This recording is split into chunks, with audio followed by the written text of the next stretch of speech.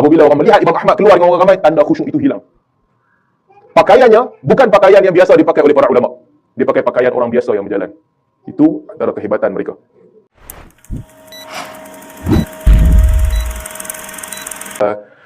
Antara kehebatan Imam Ahmad juga tawaduk. Para ulama menceritakan bahawa tawaduk Imam Ahmad ini berada pada tahap yang sangat hebat. Dia mengelakkan ketika Imam Ahmad hidup di Kufah, di Baghdad, dia mengelakkan untuk pakai baju-baju yang dipakai oleh ulama. Zaman itu ulama daripada slipper khas mereka dan mereka ada kain khas mereka. Ahmad tak pernah pakai. Ahmad tak pakai. Dia pakai slipper biasa dan juga kain biasa.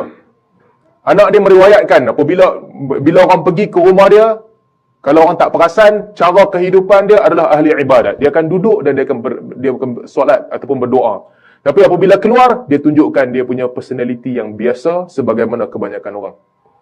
Al-Marwazi meriwayatkan, bila masuk dalam rumah Ahmad, kebanyakan masa dia akan duduk khusyuk dan juga mutarabbi'an khashi'an. Apabila dia keluar, falam yatabayyan minhu shiddat khusyuk. Apabila dia keluar, tidak kelihatan tanda-tanda orang yang khusyuk. Ini tahap tertinggi. Tuan-tuan, ada orang kan, sebahagian orang, dia cerita pasal sufi ni bagus. Cerita pasal sufi bagus. Cerita tentang membersihkan jiwa, membersihkan amalan. Tapi orang nampak tanda dia sufi. Ataupun dia menzahirkan kepada orang tanda-tanda itu. Kadang-kadang, tanda tu lagi besar daripada diri orang tu sendiri. Pakaian orang yang sabar. Tapi tengok tak sabar pun. Orang marah dia bergaduh. Boleh tahan juga dia punya kasar bergaduh.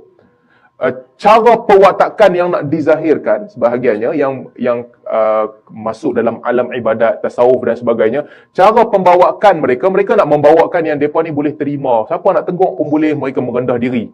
Tapi kalau orang tegur lebih sikit, mereka block, mereka delete. Kata sabar macam mana? Kadang-kadang teguran tu betul. Berbeza dengan para imam besar. Imam Syafi'i kita baca minggu lepas. Imam Syafi'i bila dia tulis, orang kata kan, kita dah sebut dulu, apabila kamu mendengar Syafi'i berkata-kata, kamu akan tahu bahawa sesungguhnya tulisan dia tu sangat sedikit berbanding dengan ucapan dia yang besar. Dia tulis tu sikit je, tapi bila orang duduk dengan dia, orang akan tahu lautan ilmu dia yang lebih besar daripada tu. Demikian juga Imam Ahmad bin Hanbal rahimahullah. Khusyuknya hanya orang boleh nampak apabila orang sembunyi curi-curi tengok dia, orang nampak dia khusyuk. Apabila orang melihat Imam Ahmad keluar dengan orang ramai, tanda khusyuk itu hilang. Pakaiannya bukan pakaian yang biasa dipakai oleh para ulama. Dia pakai pakaian orang biasa yang berjalan. Itu antara kehebatan mereka.